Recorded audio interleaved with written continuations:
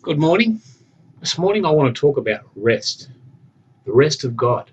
I'm not talking about don't do anything. I'm not talking about that at all. I'm talking about learning to put your trust in God. This is not an easy thing. This is something that takes learning, listening, trusting, waiting, relationship, how to hear the voice of God. There's a whole heap of things to learn to trust. You see, most of our life we've trusted in self. Even as Christians, we're still going to learn to actually empty ourselves of ourselves to allow the things of God to be manifest, to see the image of Christ be born in us, to see that relationship be birthed and come to life. And it's us stopping trying to do our own thing. The greater death to our own plans, the greater platform of influence we'll have for God's kingdom purposes. The greater death to our own ways, our own thoughts, our own stuff. When we can lay that down, what God could do with a person like that, the plan, the purpose that He has for you, if you just lay your own plans down, will become manifest in ways you would never have dreamed of. I said years ago about a church plant, it was a long time ago, where I wanted to plant me to my knees, and He spoke clearly to me, I never asked you to do that. Two things I require of you: love God, love people. Lay down my own plans, listen to Him, submit to Him, obey Him, and ask for the image of Him in my life. And through that, He directs your paths. He takes you on a journey you would never even have expected. Because His ways are not our ways. They're far higher. So, here's something I want to talk about this morning. Right in the midst of eternity, if we can even measure amidst when eternity is timeless. So right in the midst of that, God allowed Satan to attempt his rebellion. Why did He allow this? Why did He allow this creative being to do what He has done, to wreak such havoc on the earth? Good question, isn't it? The answer to that, I believe, may go something like this. You see, there's only ever been one will in all of eternity. One will. The will of God, the plan of God, the purpose of God. And that was to do good and show love, and show goodness and kindness.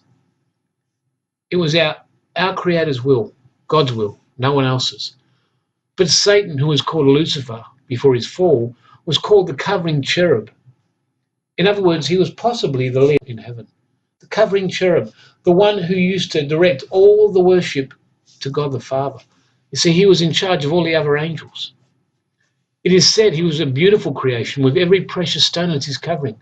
This position of leadership and the beauty of this creative being corrupted him, and iniquity was found in his heart. He wanted to be God, and sin corrupted him. And as we see in Isaiah 14:14, what did he say? He says, I will ascend above the heights of the clouds. I will be like the Most High.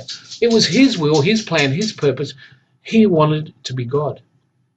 He wanted His will. Creation, or more to the point, in all of eternity, there was only ever one will. So in this moment of time, in the midst of eternity, God has allowed him to actually commit this rebellion and to take it out into the nth degree. You see, this creative being wanted to be God. He fell from his position. He fell from his position of the covering cherub, and he caused the fear of the angels to fall with him.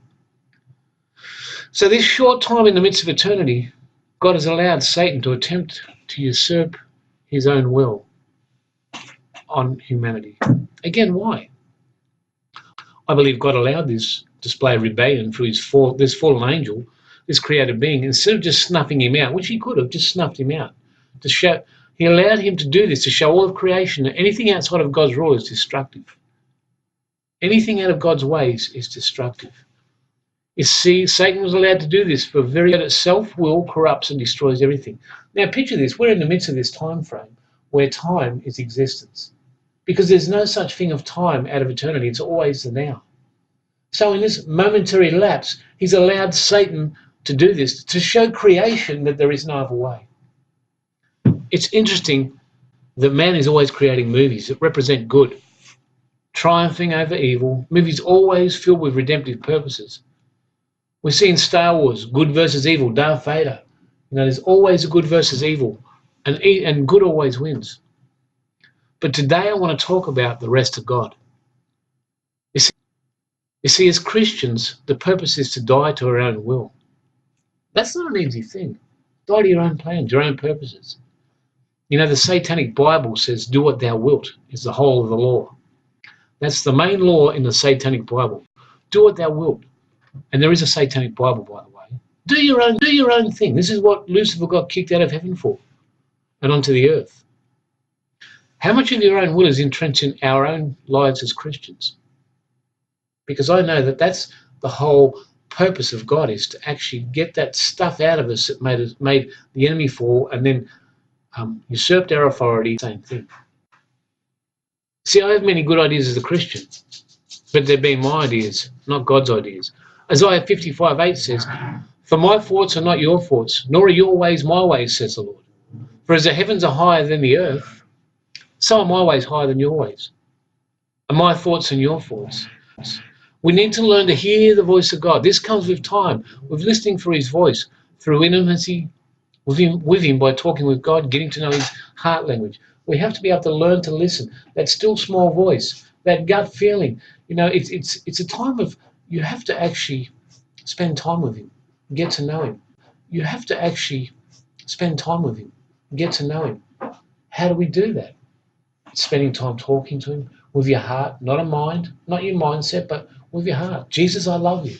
I want your will, your plan for my life. I want to know the mandate from heaven, the purpose, the function that you've called me into. I want time with him, asking him questions.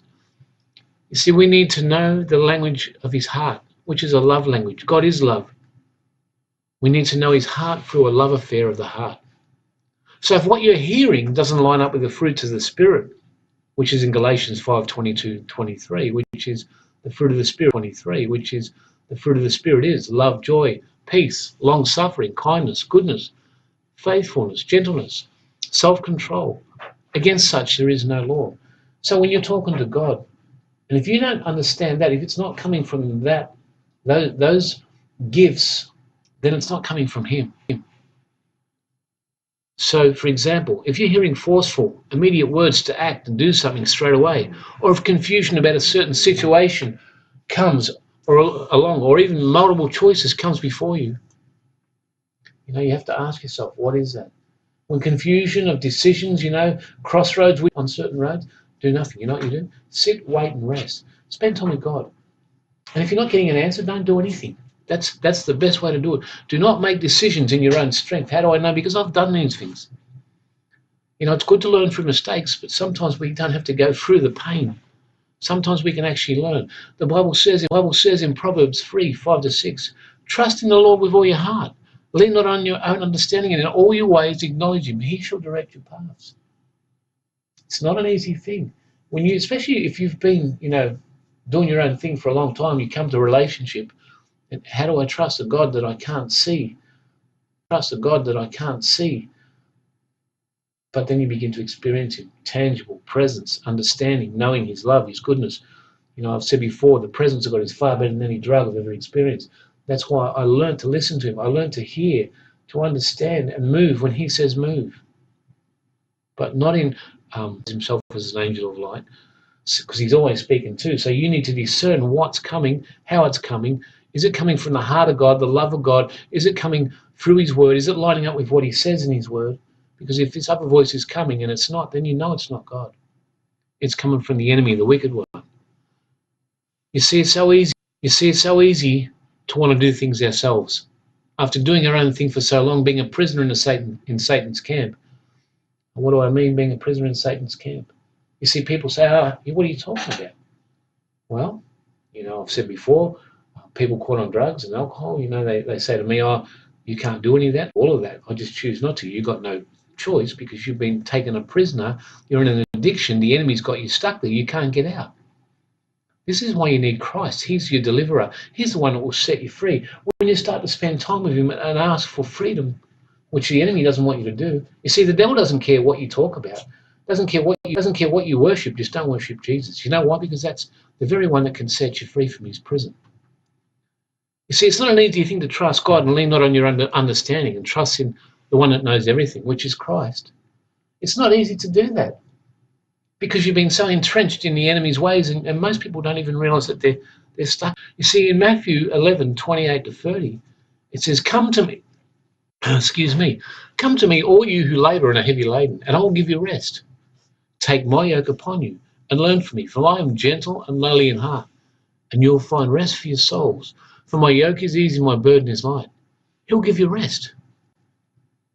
Rest. That's what he wants you to do. Enter into his rest. Enter into his plan, his purpose. And people read that and not understanding what that means. But if you understand Jewish analogies, in those times, well, in those days, for example, farmers had oxen and they were yoked. And what they used to do, they used to have a fully grown ox with a young calf. And they'd yoke those two together so the ox would walk strong through the paddock, ploughing the field, and the young calf would be yoked to it and it'd be getting dragged along, kicking and screaming, yelling and carrying on. And after a while, I don't know, weeks, however long it took, eventually that young ox would learn to actually walk behind and start ploughing and doing the same thing because it got used to the path. The path became known to it. So eventually that oxen was taken off and that young calf, which is now a young ox, could actually plough by themselves without anybody telling them how to do it.